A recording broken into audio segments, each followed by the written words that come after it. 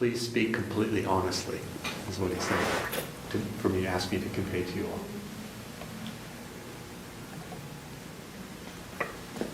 Yes. That was a very moving film, to say the least, for not able to find the right words that would do it any justice. But my question would be for those that have not completed that journey. What is it that is your struggle? What is your barrier? What is the obstacle that prevents you from completing the journey that his life was for you to complete? I mean, it's clear that his work was for the liberation of everyone he came into contact with. And so for those who was not able to, what is it? That's a great question. Beautiful. Yeah, thank you. That is an important question. My first response is that everything that he did during his lifetime was for all beings in all time, forever. So not just for me, who happened to be alive at the same time and in his immediate sphere, so the journey, in my personal journey, but I feel that in a sense it's not even really about me, because he talks so much about the presumption of identification, that this is Eileen on her journey to achieve something. And I feel when you're talking about the greatest obstacle is the presumption of, and it comes up all the time, despite all of his instruction and his grace, that the presumption of being a separate self. And he's given the means to understand that gesture, as he says, of the self-contraction, of separation, and to not only to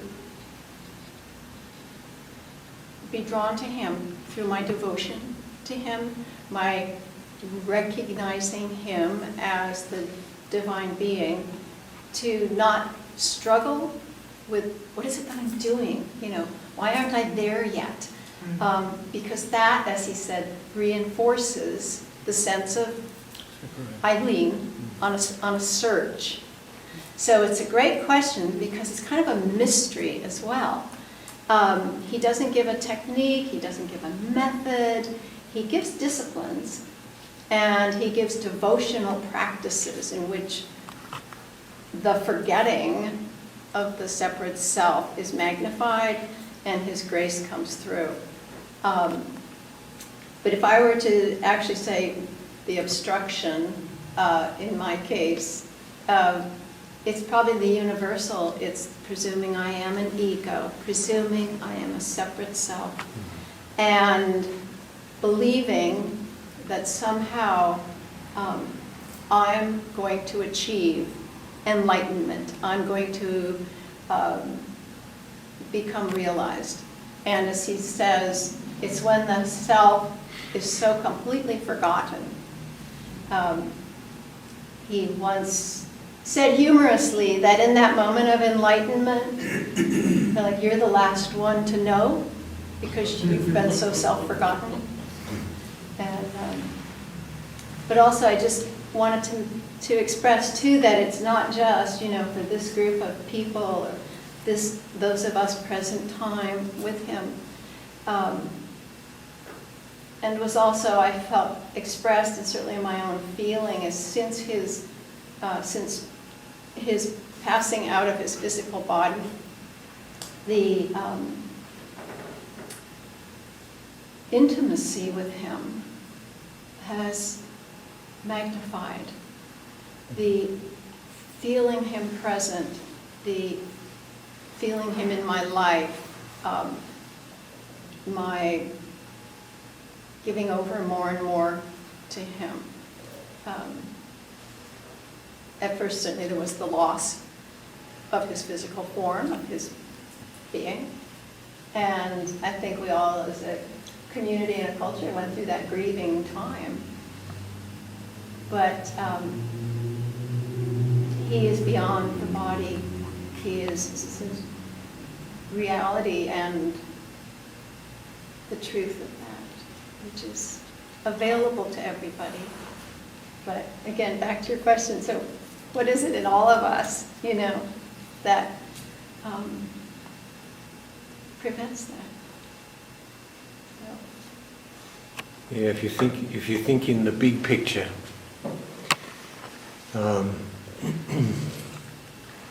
that sense of doing this bodily thing repeatedly, so that we do this life and then we rest and we come back and we do another life without knowing what this life was.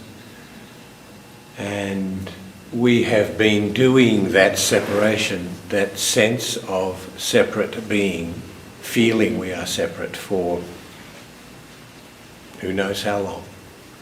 And so that habit, that pattern of separation is, as Adida described it, held deep. And to therefore come to another understanding about this, the prior unity of everything, and that we all arise only in consciousness, then that in some senses, as you said in the film, it's just a different understanding or comprehension of everything. It's just a twisting of that view, and yet it changes everything. But we have to undo that lifelong and lives-long pattern of feeling we are separate, and that takes work. I might just add that there's so many ways to answer that question. And one way to answer it is to say nothing at all. There's nothing at all that's obstructing realization in this moment. Nothing. It's right here, it's right now. It's perfectly given. Just acknowledge that. What Adida said in 1974 has always stayed with me. And this is a quote from him from one of his early books. He said, the devotee, a piece at a time, becomes aware of the perfection that the guru has already generated in his or her case. It's already happened. It's already happening. And Adida came into this world to do a particular kind of work, a grace work for all beings. Gurus come for that purpose. To give. And he didn't leave the body, and it took him a lot of work not to do that, as you can see from the film, until he was completely satisfied that that work had been accomplished. And so having accomplished that work, a spiritual opportunity of the most extraordinary kind is available to everyone, absolutely. And all that's required is that you recognize him by grace, him meaning the divine person, and also that you respond. That's it. And the rest of it is the illusion. So if you put your attention on what's the obstruction, you've misplaced your attention. You're already now in the self-contraction, and it looks like there's something you need to do. There's nothing you can do. Nothing you the illusory you can do about the situation that you presume yourself to be in. That process is his work to undo that. And there's nothing you can do about it except to be aware by grace of just turning one's attention, one's feeling, one's love in every moment to him and allowing him to reveal truth, reality, love itself, love, bliss, happiness, conscious light, as he will. That's the way I would answer your question. Yeah, And there's many, many other things that could be said about it because it's a beautiful question. But like all questions, he said, the question is really, questions themselves are in the form of a problem or some kind of, there's underneath that question is a presumption of difference, of separation. And that's what we all get stuck in. I mean, we're not alone. Everybody gets stuck in that, where you presume that you've got to do something about the problem that you see as life, as reality, as your own personality or your own limitations or everybody else's limitations, which you're completely familiar with, you know. And that's just not what it is. That's not what's happening here.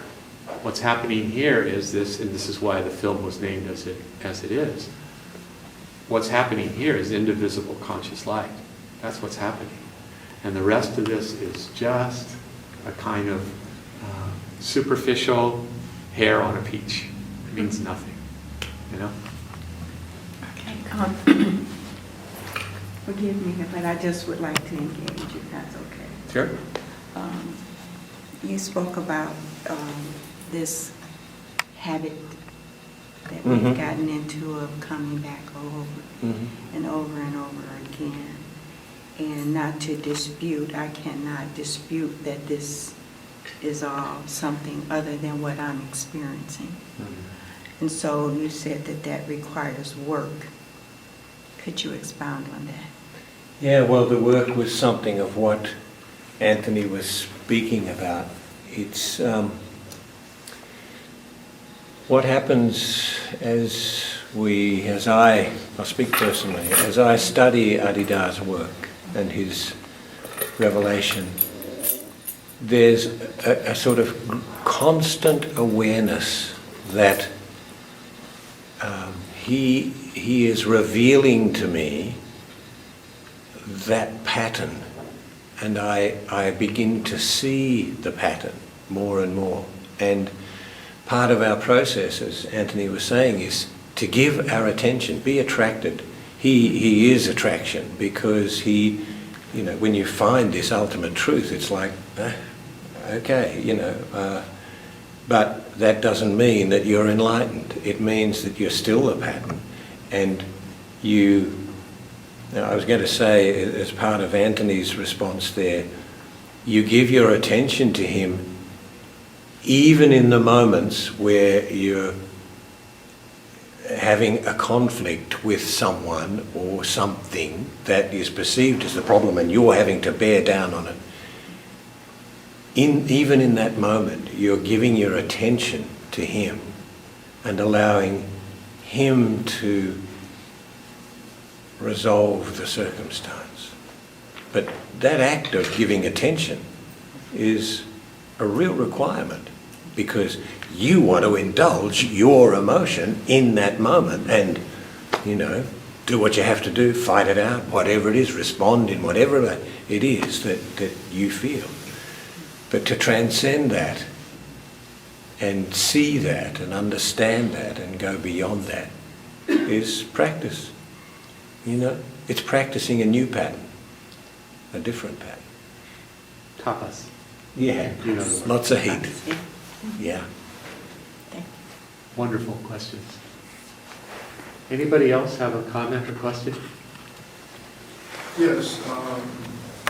First, thank you very much for presenting this wonderful film. I appreciate the long-term effort it went to making the film. I know a little bit about the film myself, so I can truly appreciate the effort that it takes. What I want to say is that I want to affirm two things that Adida has said, what his whole life has been about. Number one, the notion of bright, right? In fact, from a biophysical basis, all of us, every being is born in light. That's our fundamental identity, is that. How do I know that? Because I went to a summer school in Germany in 2000 with about 20 or so people. And there was a person by the name of Fritz Albert Popp. You can find him online. And he's developed instruments that can actually measure the real light that our brains, our hearts, all our bodies emit. You know, from the palms of our hands, infrared light. Yeah. And that's been known for thousands of years. Many cultures have known that, but we kind of thought it was a metaphysical reality, not reality itself. In fact, when those 300 million sperm coalesce around that egg, and the one that penetrates, a burst of light is given off. That's measured. Northwestern scientists have actually filmed that. The second thing is, since we're all light, right, the problem is we're not conscious light. And that's the most profound, fundamental thing that he said, is that, yes, we're that, but we're not conscious of that.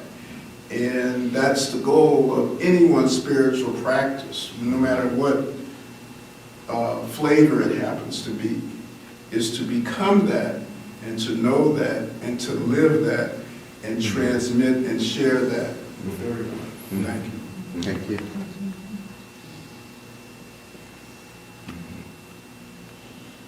Absolutely.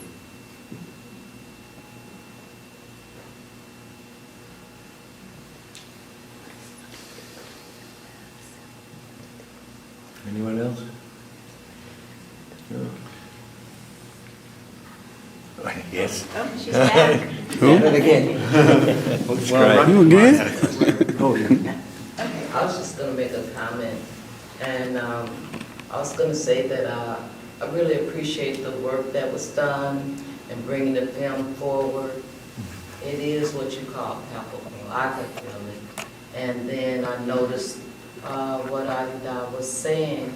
You know, this is the universal truth of many mystics, of what he was saying about our so-called human condition. And I really appreciated his story about narcissists and how this is like a human experience and how we miss the mark, and how he explained how we miss the mark. And then I like the music that was in it, and I like the whole presentation of the work of how it was done. You could really feel it. It's very bright, vibrant, and you went through different phases, you know, the interactions with the initiates and just the way of life. It showed the evolvement of his work, you know, where nobody was getting him at first, so he came to everybody's level. But at some point in time, he had to get to the real work that he had come here for. And the radical change that happened and how the people responded to that. So I just thought it was good work, you know, excellent cinematography, and I like the score of it, you know, especially when you got to the part where you were showing his art and the music that was underneath that. I thought that was outstanding, you know, because it added so much to the overall presentation. So I enjoyed it, and thank you all for allowing us to come and partake of this work that you did for your beloved Guru, and to share with us, because there's so many lessons in it as well. Just showing the evolution, so many lessons in there as well that I noticed. So thank you for having us. Thank you, Ron. Thank you. Thank you. Really appreciate it. Yeah. Not that easy. I'm engaging because, as you know, I've been initiated by Bhagwan, right? Mm-hmm. And in watching that film, it stirred up things in me. Mm-hmm. And making the best use of this opportunity that I have while he's yet in the body. Mm-hmm. Because in watching that film and seeing the sacrifice Yeah. that was made, I mean, it was just, beyond words again. Mm-hmm. Well, that's my experience with Bhagwan over these years of all the sacrifice. And not knowing what it feels like to have to endure the absence of him in his body. My questions is geared to help me better appreciate this opportunity. So that's my intention here, that's my motive here, is to engage so that that time, of course, grace permits and I'm here. Hopefully not before. That I have taken advantage of this opportunity. So my motives for these questions is that, it's like the Bhagwan talks about effort and grace. And even though it wasn't worded in the film, there was this effort and grace going on there too as well, in those disciplines. And so does that continue even though Adida is no longer in the body? Yes. Yeah. Absolutely. Yeah. Can I say something? I appreciate very much what you're saying about making the most of this opportunity while Bhagwan is in the body. And one of the things for sure, that a lot of us felt was, who lived around him, that we failed. We failed test after test. And one can start to feel really bad, and especially, like you say, you see this sacrifice so much more objectively. And I know Ruchira Dhammakarna Sukapur has spoken to a lot of us who were around during the time and said, it's not about that. Just, it's this moment, and this moment, and this moment. And Adida used all of that to create his written teaching. And so it seemed like, he even said it, him coming down into our level, in a sense, was a lila that wasn't how he would be most effective. But his work that he was able to take from that time, and from all of us being so resistive, he was able to really create and write his teaching. So it wasn't like a total loss. And, for me to look back and just like, or things I said or what I did, I can feel really bad. But it's not about that. That was done, and I think for all of us, So whatever is happening in the moment now, whatever happened in the past, it's always about present time and the next moment and the next moment. And but taking that very seriously. And Yeah, as seriously as you possibly can in the moment. And that moment will vary constantly. But, Haridas said that the life of the Guru is the equivalent to the gestation of a baby in a mother's womb. And the passing of the Guru is the beginning of the life of that being. And so the exponential possibility of the teaching and the revelation, once it has occurred, is now a sort of a growing thing and an emerging thing. And it took again personally, it took a while to appreciate that Adida's presence is still palpable, tangible, absolutely felt. And, you know, again, our concept of being separate and him having gone and therefore not being present is absolutely wrong.